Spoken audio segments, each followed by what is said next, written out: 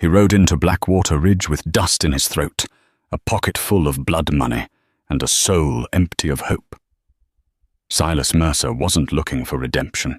He was just looking for a fresh horse to carry him as far away from his past as possible. But fate has a funny way of laughing at a man's plans. When he stepped onto the crumbling porch of the Jenkins ranch, he didn't just find a horse, he found a shotgun pointed at his chest and a widow fighting a war she couldn't win. What started as a simple transaction became a brutal battle for survival, uncovering a town's darkest secret and a love worth dying for. This isn't just a romance. It's a reckoning. Listen closely. The wind in the Montana Territory didn't just blow, it bit. It chewed through leather coats and settled deep in the marrow of a man's bones, whispering that winter was coming early this year, 1884. Silas Mercer pulled the brim of his hat lower, shielding his eyes from the grit whipping down the main street of Blackwater Ridge. He was a man composed of sharp angles and silence. At 34, he looked 10 years older, his face mapped with the kind of lines you only get from squinting into the sun or looking down the barrel of a Colt .45. He wasn't a bad man, but he wasn't a good one either. He was just tired. His horse, a dappled mare named Bess, had gone lame 3 miles back. She was a good animal, loyal, but her tendon was shot. Silas had walked her the rest of the way, his boots heavy with mud, carrying his saddlebags over one shoulder. He needed a new mount, and he needed it fast.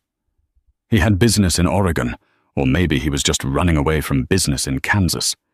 It didn't matter much anymore. He tied Bess to the hitching post outside O'Malley's livery and feed and stepped inside. The air smelled of wet hay and manure, a comfortingly familiar scent. A stout man with a red beard was hammering a shoe onto a mule in the back. He looked up, wiping grease on a rag. "Help you, stranger. My mare's lame," Silas said, his voice like gravel grinding together. "Need to trade her in. Need something sturdy. Don't care about speed, just endurance." The Smithy O'Malley walked out and looked at Bess. He shook his head. "She's done, son. I can give you $10 for the meat and the hide, but that's charity." Silas didn't argue. He knew horses. "Take her. Give her a good end. What do you have for sale?" O'Malley spat tobacco juice into the dirt. "Me, I got nothing but mules and a sway-backed pony right now. Army came through last week, bought up all the good stock." But he paused, looking Silas up and down, gauging the width of his shoulders and the way his gun belt hung low on his hip. "If you got cash, and you ain't afraid of a little ride, you might try the Jenkins place. Widow Jenkins. She's got a stallion, a big black beast. Her husband, rest his soul, prized that animal above his own kin, folks say. She needs the money bad." "Where is it?" Silas asked. 5 miles north past the Split Rock, but I warn you, stranger, Sarah Jenkins ain't exactly welcoming. Since her husband died, she's been holding that land with a grip tighter than a bear trap. And Judge Sterling, well, let's just say the vultures are circling." Silas didn't ask about the judge.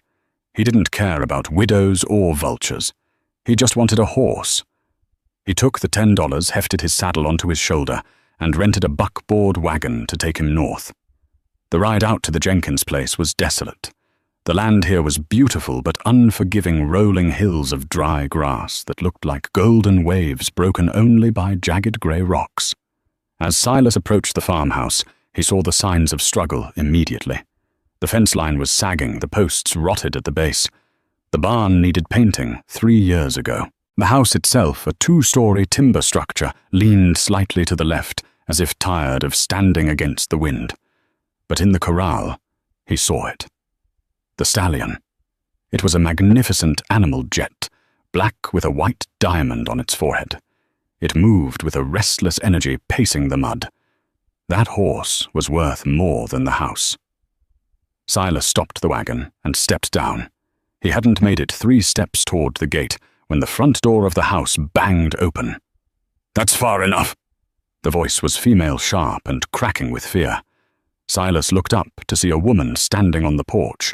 She was wearing a faded calico dress that had been patched a dozen times. Her hair, the color of dried wheat, was pulling loose from a messy bun.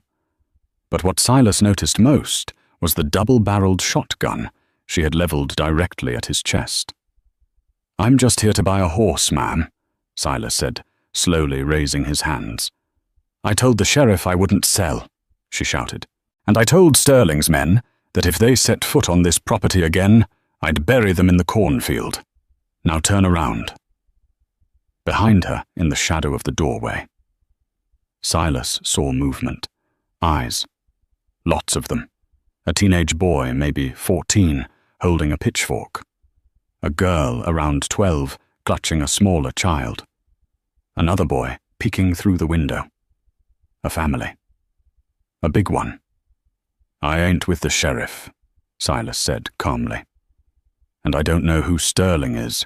My name is Silas Mercer. My horse went lame in town. The smithy told me you had a stallion." The woman, Sarah Jenkins, didn't lower the gun. Her knuckles were white. "You got cash?" $300 in gold double eagles." Silas lied. He had 500, but you never showed your full hand. The mention of gold made the shotgun waver slightly. She lowered it an inch. "Let me see." Silas reached into his vest pocket, moving deliberately slow, and pulled out a coin. He flipped it. It caught the afternoon sun, flashing a brilliant gold arc before he snatched it back. Sarah let out a breath she seemed to have been holding for months. She lowered the gun. "Tobias!" she called out to the boy with the pitchfork. "Open the gate!" As Silas walked onto the property, he didn't know he was stepping into a trap set by fate. He thought he was just buying a horse. But as he looked at the exhausted woman and the 5 hungry children watching him like he was a monster, he felt a strange pull in his chest, an ache he hadn't felt since before the war. He was a man who walked away from everything. But looking at Sarah Jenkins, he had the sudden terrifying thought that this might be the one place he couldn't leave. The negotiation didn't happen in the parlor, it happened in the barn. It was safer there, away from the prying eyes of the younger children. Silas inspected the stallion. The horse was wild, its eyes rolling white as he approached. "He's not broke," Silas observed, running a hand along the animal's flank. "He's green." "He's spirited," Sarah corrected, leaning against a wooden stall. Up close, Silas could see the dark circles under her green eyes. She was beautiful in a hard, worn-down way. She looked like land that had been farmed too hard without a season of rest. "My husband Elias. He was breaking him when he died." "How long ago?" 6 months, she said. Her voice caught, but she swallowed the grief down. "Winter fever took him. Left me with 5 children and a mortgage that eats money." Silas checked the horse's teeth. "He's a good animal, but he's useless to me if I can't ride him today. I need a mount that's ready." "He is ready," a voice piped up. Silas turned. The oldest boy, Tobias, was standing there. He was tall for his age, gangly with his father's jaw and his mother's anxious eyes. "I ride him sometimes, at night, when Ma's asleep." "Tobias," Sarah snapped, "you'll break your neck." "He listens to me," the boy insisted. He walked up to the stallion and stroked its nose. The beast calmed, instantly blowing air against the boy's shirt. Silas watched the interaction. "What's your name, son?" "Tobias. I'm 14. I'm the man of the house now." Silas nodded solemnly. "That's a heavy job, Tobias." He looked back at Sarah. "I can't give you 300 for a green horse. I'll give you 200, and I'll leave the saddle I have, since I'll need to buy a new one for a beast this size." Sarah's face fell. 200 wouldn't cover the bank payment due on Friday. Silas saw the panic flare in her eyes, raw and terrified. It was the look of a mother who knows she's about to lose the roof over her babies' heads. 250, she whispered. "Please. There are debts." Silas looked at her. He looked at Tobias, who was biting his lip. He looked through the barn door, where 3 younger kids, Clara, Benji, and little Rose, were sitting on the porch sharing a single apple. "Don't do it, Silas," he told himself. "You're a drifter. You don't save people. You survive them." "$2.50, Silas said. "Done." He counted out the coins. Sarah's hands shook as she took them. She quickly tucked them into her bodice, as if afraid they would evaporate. "You can sleep in the loft tonight." She offered, her voice softer now. "It's too late to start riding a green horse on the trails. Tobias can help you saddle him in the morning." Silas should have said no. He should have taken the horse and camped in the scrub. But the wind was howling outside and the barn was warm. "I'd appreciate that, Mom." That evening he was invited to supper. It was a meager affair, watery potato soup and stale cornbread. The table was crowded. Aside from Sarah and Tobias, there was Clara, 12, who stared at Silas with suspicion. Benji, 10, who asked a million questions about his gun. Rose, 6, who simply smiled at him. And baby Samuel, only a year old, sleeping in a basket near the stove. "You kill anyone with that gun, mister?" Benji asked, spoon hovering halfway to his mouth. "Benji," Sarah scolded. "It's all right," Silas said. He looked the boy in the eye. "A gun is a tool, son, like a hammer. You use it when you have to, and you put it away when you don't. But it ain't a toy, and it ain't something to brag on." The room went quiet. Sarah watched him, a strange expression on her face. She wasn't used to a man speaking with quiet authority. Elias had been a loud man, a drinker, a dreamer. This stranger was solid. "Why are you in a rush to leave Mr. Mercer?" Sarah asked quietly. "Just moving on," Silas said. "Not much for me in one place." "Must be lonely," little Rose said. Silas paused. He looked at the chaotic, noisy, poverty-stricken table.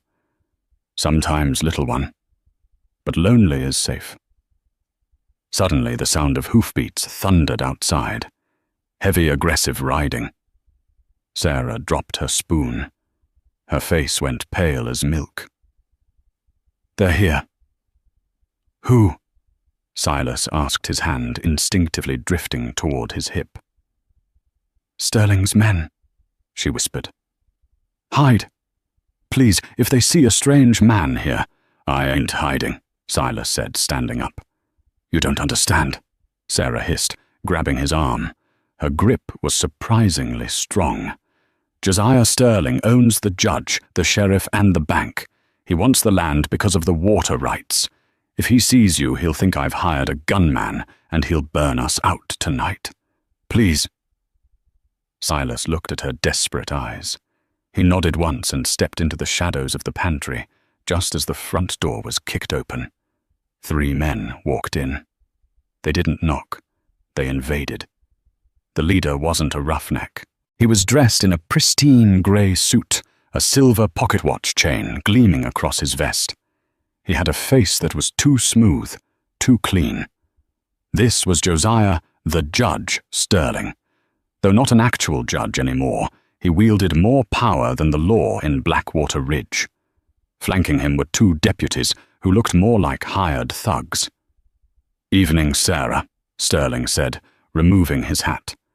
He smiled, but it didn't reach his eyes. "Smells delicious." He looked at the watery soup with disdain. "Get out of my house, Josiah," Sarah said, standing between him and the children. Tobias stood up, too, grabbing a knife from the table, his hand shaking. Now, boy, put the butter knife down."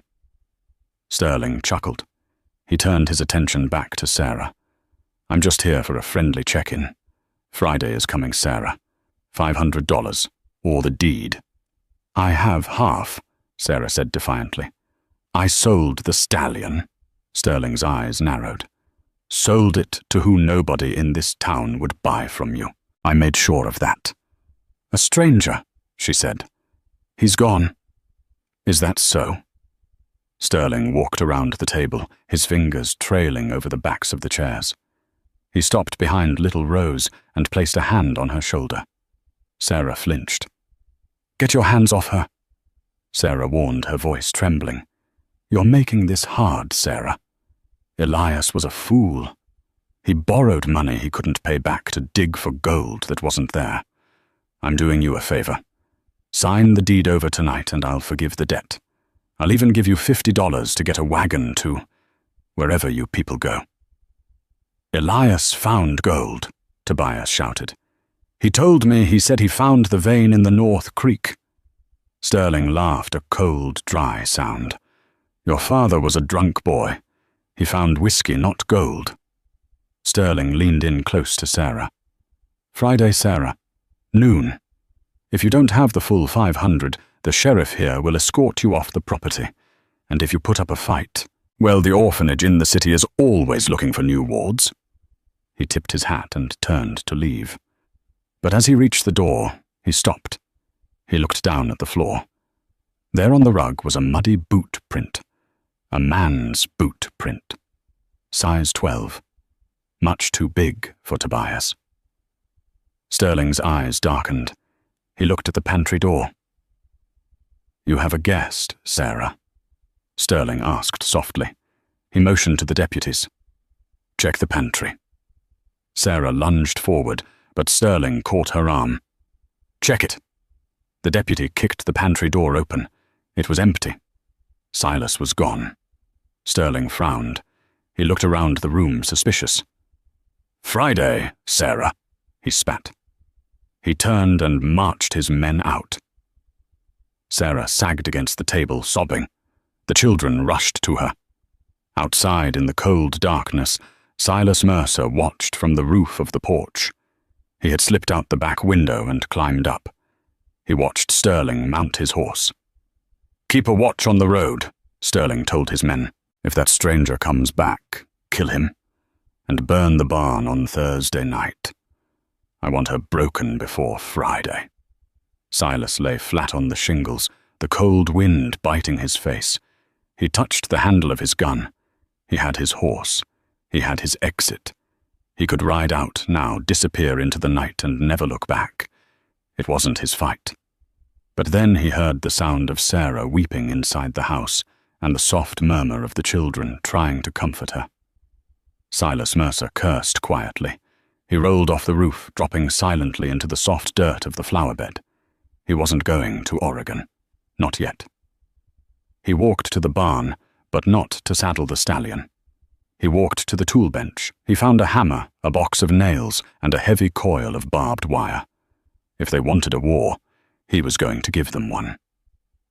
The sun rose on Wednesday with a deceptive calm.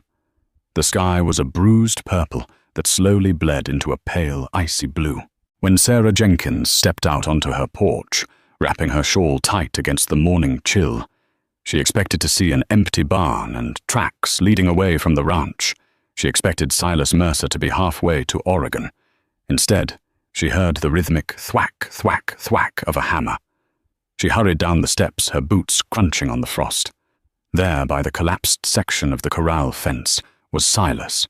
He had stripped off his heavy coat, working in his shirt sleeves despite the cold. His breath plumed in the air like smoke. He had pulled old posts from the scrap pile, braced them against the rotting wood, and was reinforcing the perimeter with the barbed wire he'd found. Sarah stopped her hand, flying to her mouth. You stayed. Silas didn't look up immediately. He drove a nail home with one clean strike, then turned. His eyes were shadowed alert. I bought a horse, Mrs. Jenkins, but I didn't say I was riding it out immediately. The animal needs shoeing. And this fence wouldn't keep out a stiff breeze, let alone a posse. Why? Sarah asked, stepping closer. Sterling isn't a man you cross. He'll kill you just for standing here. Silas straightened up, wiping sweat from his brow. I've been killed before, ma'am. Didn't stick. It was a joke, but he didn't smile. By mid-morning, the dynamic of the farm had shifted. The children, usually loud and chaotic, watched Silas with a mixture of awe and fear. He moved with a military precision that was foreign to them. Elias, their father, had been a loving man, but he was chaotic, a dreamer who chased rainbows and left the gate unlatched. Silas was different. He was order. "Tobias!" Silas barked around 10 o'clock. The boy jumped. "You said you're the man of the house. Grab that shovel. We're digging a trench near the creek line. Benji, you gather rocks. Big ones, fist-sized or larger." "What for?" Benji asked, eyes wide. "Because if men come riding at night," Silas said, crouching down to look the 10-year-old in the eye. "Horses trip in trenches, and men fall when horses trip. We aren't fighting fair, son. We're fighting to win." Sarah watched from the kitchen window as she kneaded dough. She saw Silas teaching Tobias how to hold the shovel to save his back. She saw him ruffle Benji's hair when the boy brought a particularly large rock. She felt a warmth spread through her chest that had nothing to do with the wood stove. It terrified her. That night, after the fortifications were set, tripwires made of fishing line, broken glass, scattered under the windows, and the barn doors reinforced. Silas sat on the porch cleaning his colt. Sarah stepped out, holding 2 tin cups of coffee. She handed him one. It was black, strong, and bitter, the last of her supply. "Thank you," Silas murmured. She sat in the rocking chair, the wood creaking. The silence between them was heavy, filled with the sounds of the crickets and the distant howl of a coyote. "You have a family, Silas?" Sarah asked softly. Somewhere out there, Silas paused in his cleaning. He slid the cylinder back into the gun with a click. "I did. Once." "What happened?" He took a long sip of the coffee. He looked out at the dark horizon, his jaw tightening. "I was a sheriff. In Kansas. Abilene. I was good at it. Too good. I put away a man named Bartlett. His brothers didn't take kindly to it." Sarah's breath hitched. She saw the way his hand trembled just once before he stilled it. "They came to my house when I was at the jail." Silas continued, his voice void of emotion, which made it all the more haunting. "My wife Mary, my daughter Alice. She was 4. Same age as your Rose was 2 years ago." He turned to look at her, his eyes hollow. "I killed the Bartlett brothers. Every last one of them. Took me 2 years of hunting. But vengeance is a cold blanket, Sarah. It doesn't keep you warm at night." Sarah reached out her hand, hovering over his arm, then resting gently on his sleeve. "I'm so sorry." "Don't be," Silas said, standing up abruptly. He pulled away from her touch, as if it burned him. "I'm not a hero, Sarah. I'm just a man who knows how to dig graves. And I'm telling you this so you don't get the wrong idea. I'm helping you because I hate bullies like Sterling.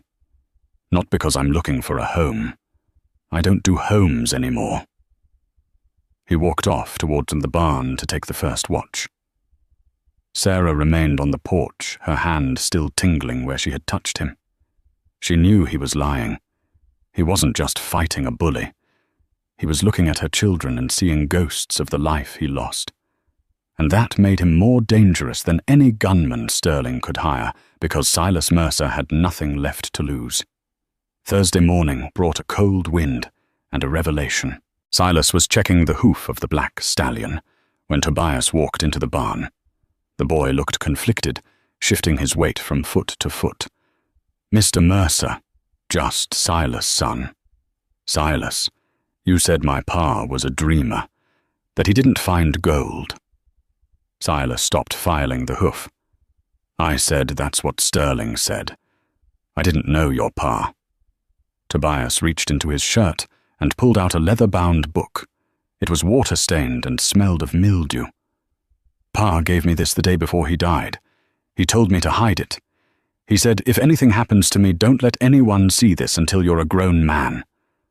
But I'm scared, Silas. If Sterling takes the land tomorrow, being a grown man won't matter." Silas took the book. It was a surveyor's journal. He flipped through the pages. It was filled with scribbles, maps of the creek, and geological notes. Elias Jenkins hadn't just been guessing.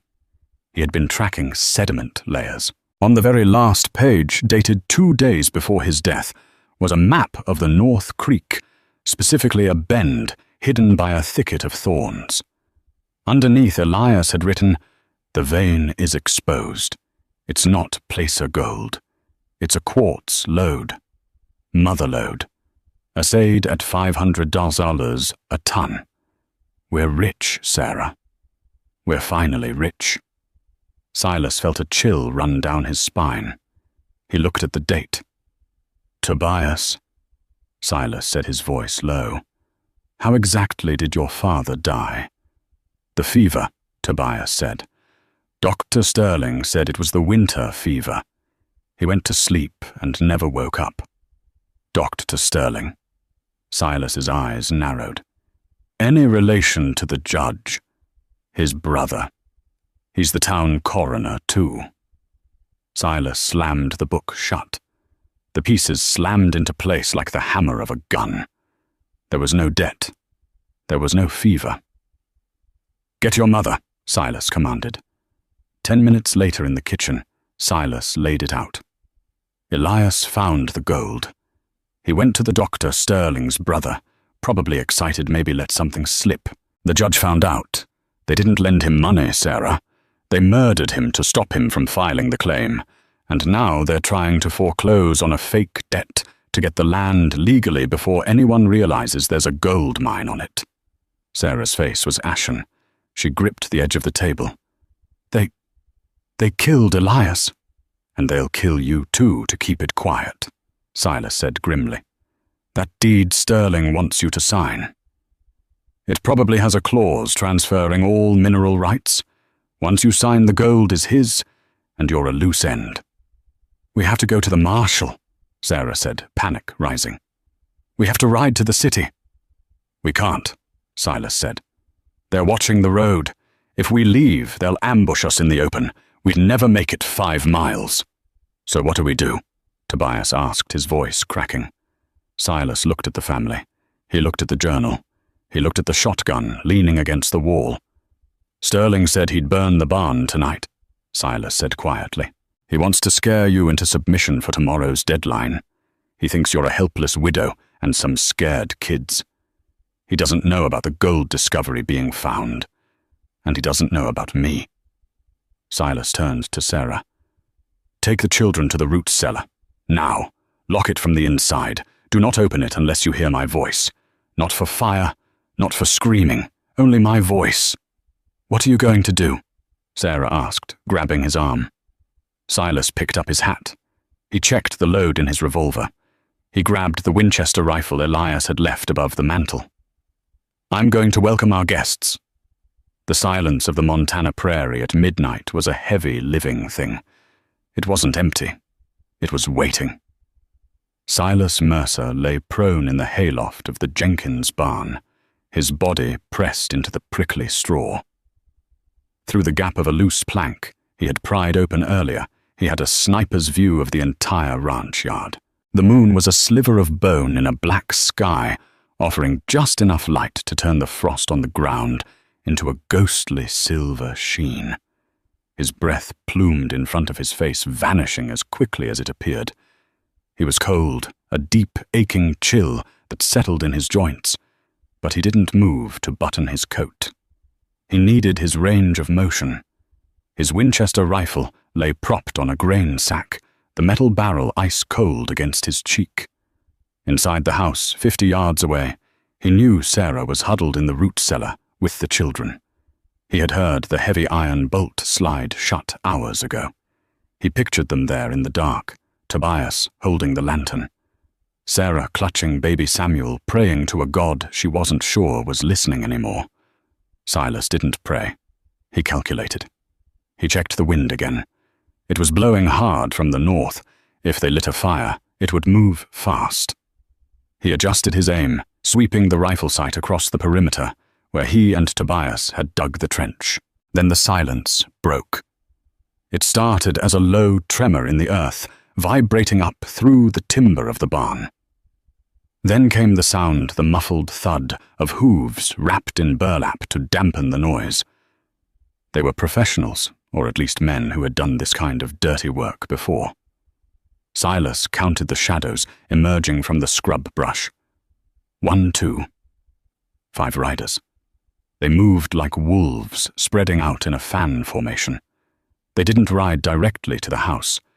They stopped at the edge of the property line, dismounting near the split-rail fence Silas had repaired. He watched them tether their horses. They were confident. Too confident. They spoke in hushed tones, but the wind carried their voices. "House is dark," one man grunted.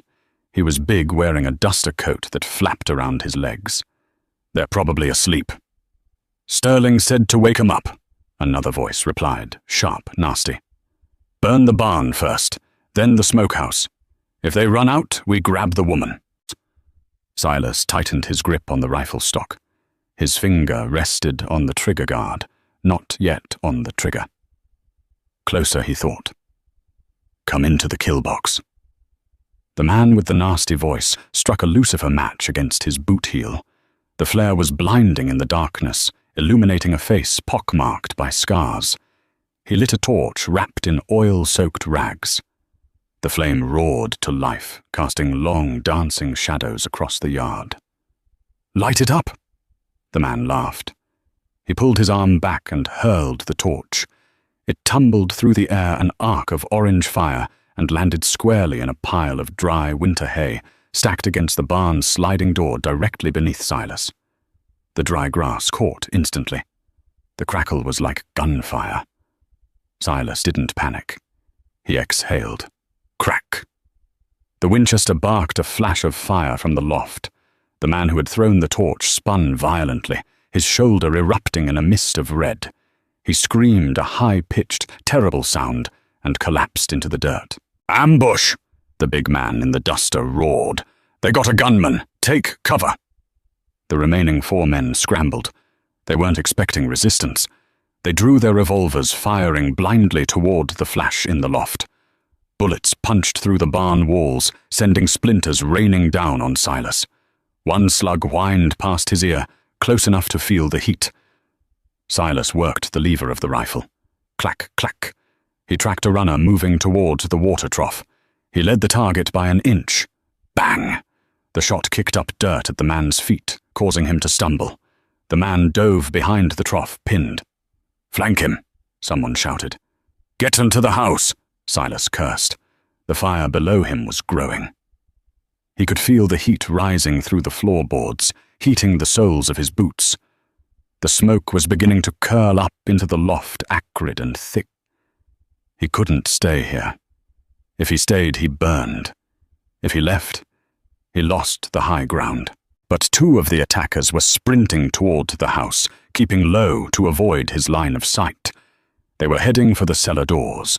Silas made his choice. He rolled toward the ladder, sliding the Winchester into the scabbard on his back. He drew his Colt Peacemaker. He dropped down the ladder, landing in the main aisle of the barn. The heat was already intense.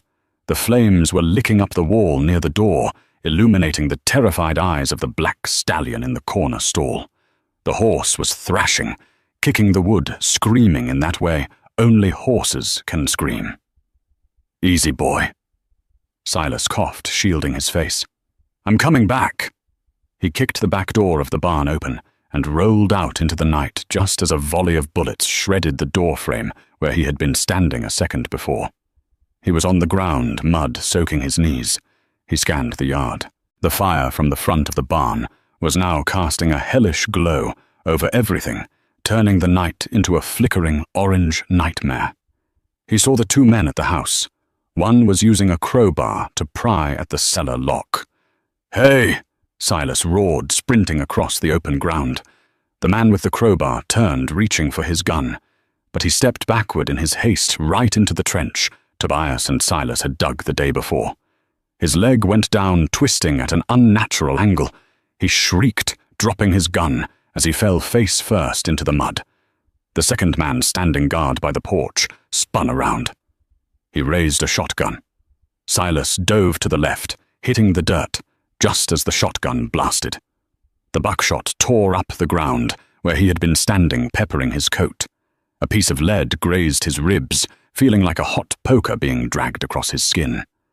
Silas grunted. The wind knocked out of him. He rolled onto his back, ignoring the pain, and leveled his Colt. He didn't fire wildly. He took a split second a lifetime in a gunfight to align the sights. Bang! The man on the porch dropped the shotgun, clutching his thigh, crumpling to the floorboards. "Run!" Silas shouted at the remaining men, his voice raw with smoke. "Tell Sterling he missed." The fight drained out of them.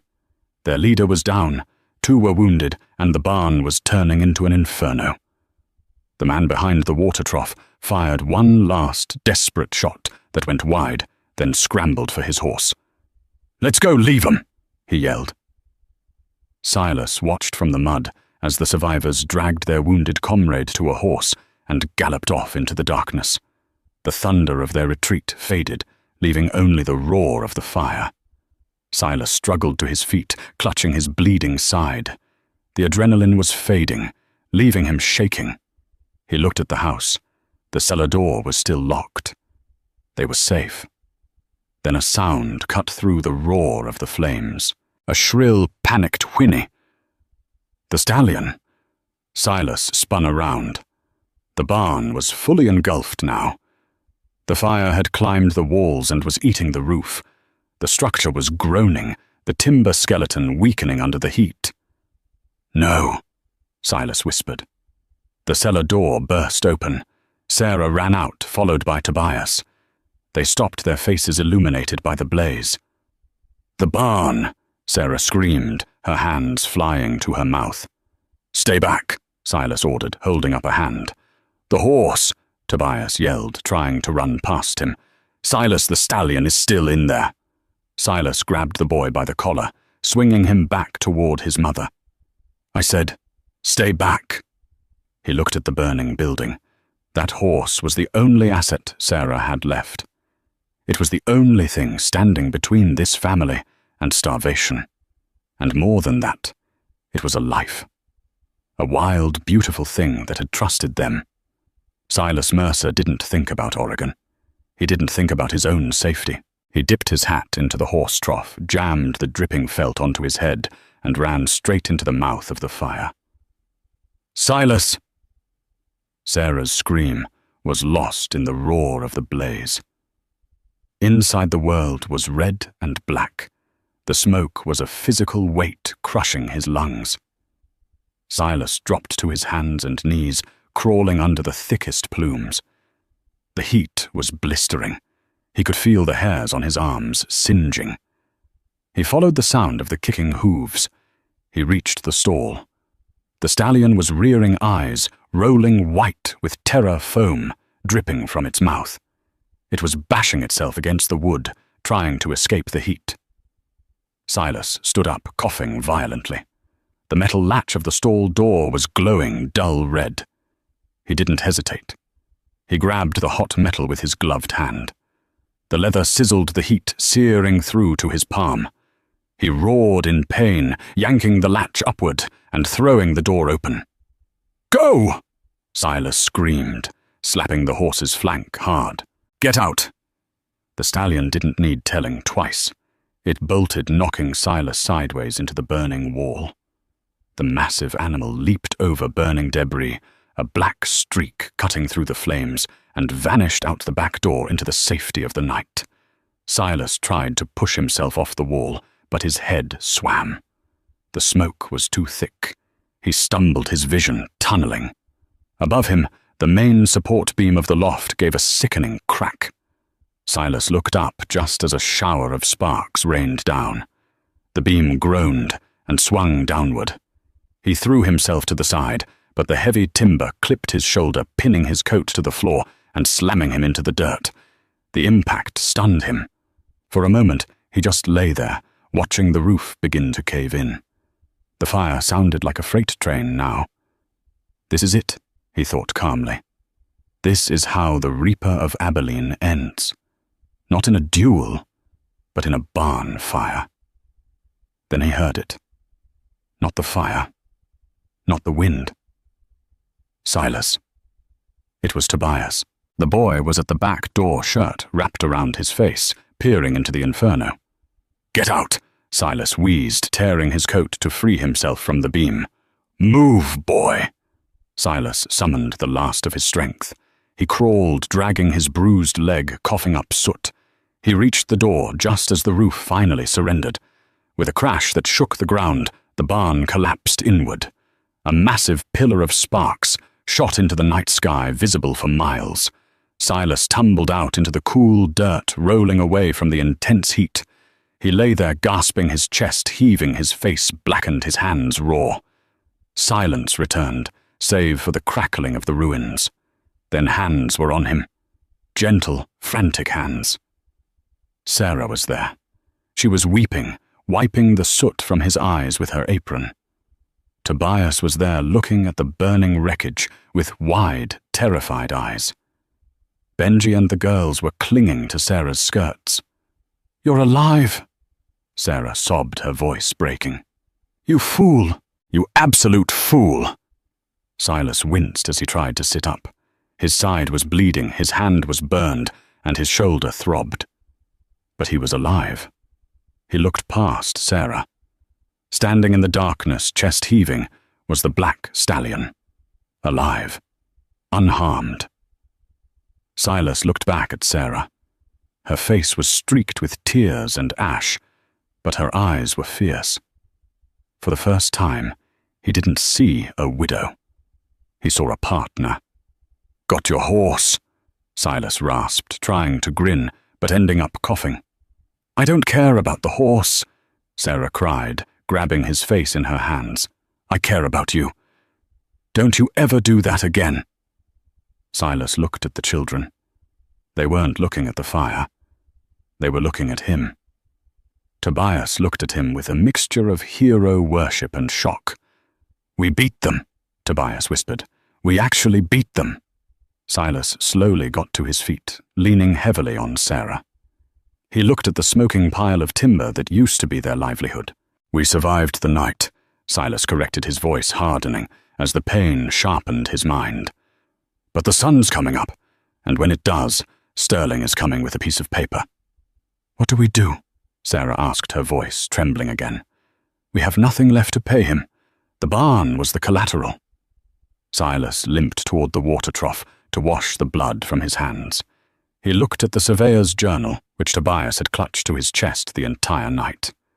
"We don't pay him," Silas said, the steel returning to his voice. He checked his gun belt. The Colt was still there, dirty but functional. "Get the wagon ready," Silas commanded softly. "Wash the children's faces. Put on their Sunday best." "Silas," Sarah asked, "where are we going?" Silas turned to face the fire, his silhouette framed by the destruction. "We're going to town," he said. "The judge wanted a foreclosure. I'm going to give him a reckoning." The road to town was a funeral march, but Silas Mercer didn't treat it like one. He drove the wagon with a steady hand, despite the fresh burn on his forearm and the graze on his ribs that throbbed with every bump in the rutted dirt. Sarah sat beside him, her spine stiff as a rod. She wore her black mourning dress, the one she hadn't worn since Elias's funeral. It was brushed clean, but the smell of smoke still clung to her hair, a scent that would remind Silas of this night for the rest of his life. In the back of the wagon, the children were silent. Tobias held the reins of the black stallion, which trailed behind them, calm now, as if it knew the fire was over. "You don't have to do this," Sarah whispered, her eyes fixed on the horizon where the town of Blackwater Ridge rose like a stain on the prairie. "You can keep riding. If you walk into that saloon, you're walking into a grave." Silas didn't look at her. He kept his eyes on the ears of the mule pulling the wagon. "A man runs, Sarah. He never stops running. I'm tired." "They have the law on their side," she argued, though her voice lacked conviction. "They have a badge and a gavel," Silas corrected. "That ain't the law. That's just power. The law is something written in the heart." He tapped his chest. "And my heart says we finish this." They arrived at noon. The church bell was tolling 12 heavy iron strikes, that echoed off the wooden storefronts. The town was busy. It was Friday market day. Farmers were selling grain, wives were buying calico. But as the Jenkins wagon rolled down Main Street, the chatter died. People stared. They saw the soot smeared on the children's faces. They saw the bandages on Silas's hands. They saw the defiance in the widow's eyes. Silas pulled the wagon to a halt directly in front of the Golden Spur, the saloon that Judge Sterling used as his office. He set the brake. "Tobias," Silas said, his voice carrying in the silence. "Stay with the wagon. Keep that Winchester across your lap. If anyone touches your mother or your sisters, you pull the trigger. You understand, Tom?" "Yes, sir," the boy said. His voice didn't shake. He had grown up 10 years in a single night. Silas hopped down, wincing as his boots hit the dust. He offered a hand to Sarah. She took it, her grip tight. Together they walked through the swinging doors of the saloon. The interior was dim, smelling of stale beer and tobacco. At the far end, sitting at a poker table like a king on a throne, was Josiah Sterling. The sheriff, a heavy-set man named Miller, stood by the bar. Dr. Sterling, the judge's brother, was nursing a drink in the corner. Sterling checked his pocket watch. He snapped it shut with a smug click. "Right on time, Sarah," Sterling said, his voice smooth as oil. "I assume you have the $500? Or are you here to hand over the deed?" The saloon went quiet. The patrons, miners, ranchers, drunks turned to watch. They all knew the score. They all knew Sterling was a shark, but no one dared swim against him. "I don't have the money, Josiah," Sarah said, stepping forward. Sterling sighed a theatrical sound of pity. "A tragedy, truly. Sheriff Miller, if you would be so kind as to escort Mrs. Jenkins to the bank to sign the transfer papers, and then perhaps arrest this drifter for loitering." Sheriff Miller pushed off the bar, his hand resting on his gun. "Let's go, folks. Don't make it messy." "Sit down, Miller," Silas said. The voice wasn't loud, but it cut through the room like a whip. The sheriff stopped. He squinted at Silas. "Excuse me, boy." Silas stepped into the light. He looked wrecked, burned, bloody, unshaven. But he stood with a balance that made the hair on the back of the sheriff's neck stand up. "I said sit down," Silas repeated. "We aren't here to pay a debt. We're here to report a murder." Sterling laughed. It was a nervous, tittering sound. "Murder? The heat has addled your brain, cowboy. Who exactly has been murdered?" "Elias Jenkins," Silas said. "Elias died of fever." Dr. Sterling piped up from the corner, his face pale. "I signed the death certificate myself." Silas reached into his coat and pulled out the leather-bound journal. He tossed it onto the table in front of the judge. It landed with a heavy thud, sliding across the felt and stopping right next to Sterling's whiskey glass. "That's Elias's survey journal," Silas announced, turning to face the crowd in the saloon. "Dated 2 days before he died. He didn't find debt, folks. He found gold. A quartz lode in the North Creek, assayed at 500 a ton." A murmur rippled through the room. Gold. The magic word. "He went to see the doctor," Silas continued, pointing a bandaged finger at the corner. "He told the doctor about the strike, and the next day a healthy man was dead, and the judge here was calling in a loan that didn't exist." "Lies!" Sterling shouted, slamming his hand on the table. He stood up, his face reddening. "The ramblings of a grieving widow and a saddle tramp. That book is a forgery." "Is it?" Silas asked. He looked at the doctor. "Dr. Sterling, you look sweaty. You want to tell the town what poison you used, arsenic? Or was it laudanum? Because if we dig Elias up and I have a shovel in the wagon, we'll find it in his bones." The doctor's glass slipped from his hand and shattered on the floor. The sound was like a gunshot.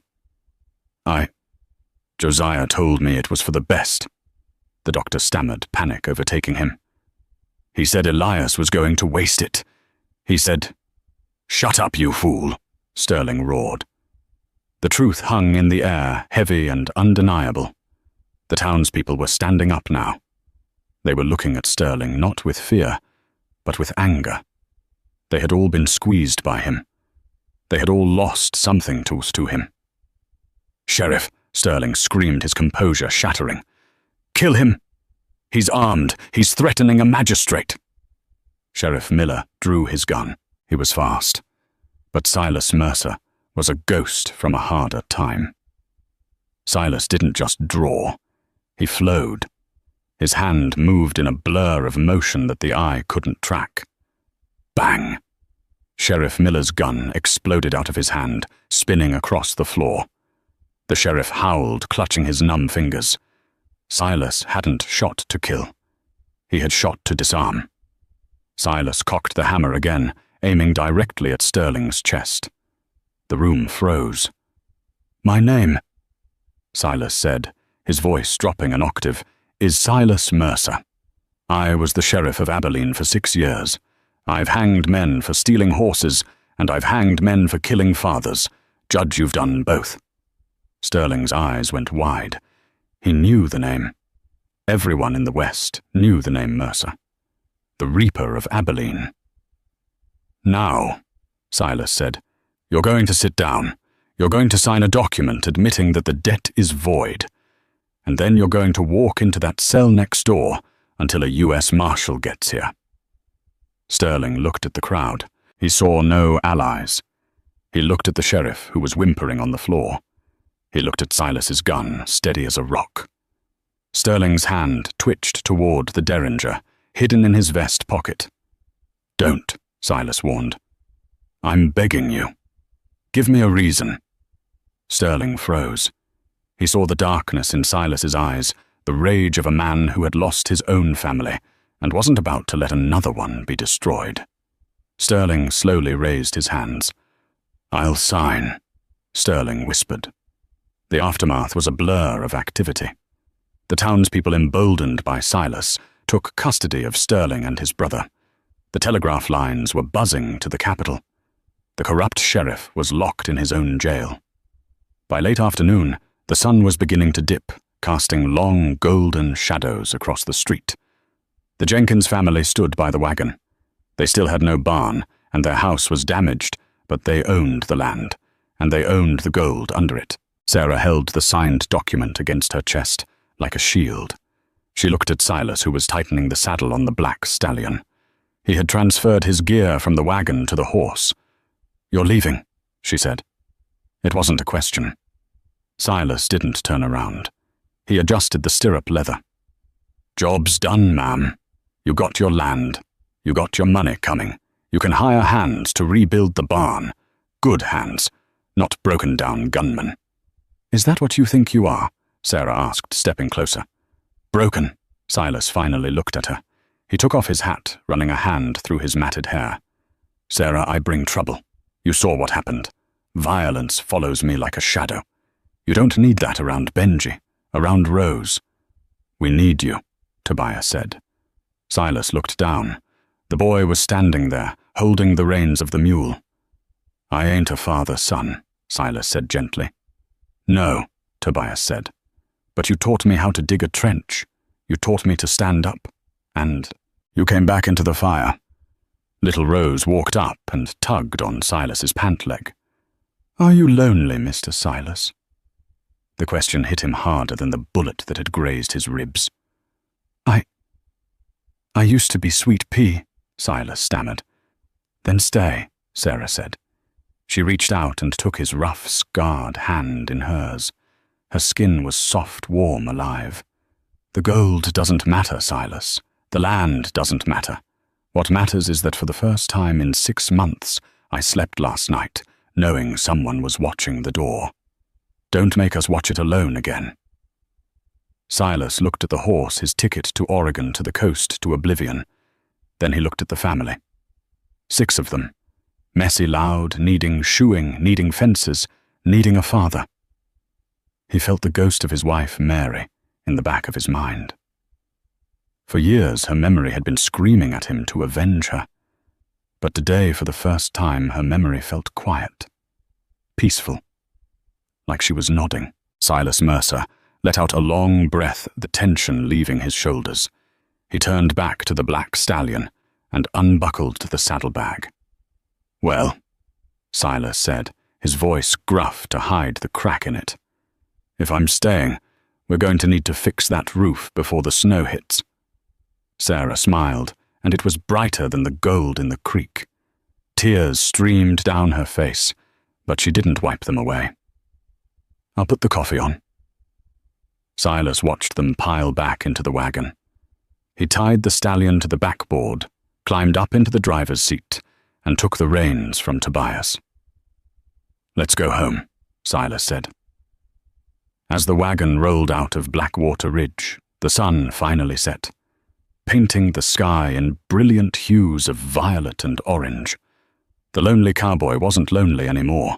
He had bought a horse, but he had ridden home with a life, and fate, it turned out, knew exactly what it was doing. And that is the story of Silas Mercer and the Jenkins family. It reminds us that sometimes the things we are running away from lead us exactly to where we are meant to be. Silas thought he wanted freedom, but what he really needed was a reason to stay. He found redemption not in his gun, but in the love of a family that refused to let him go. If this story touched your heart or kept you on the edge of your seat, please do me a huge favor. Hit that like button, share this video with a friend who loves a good Western, and subscribe to the channel. Thanks for listening, and I'll see you on the next trail.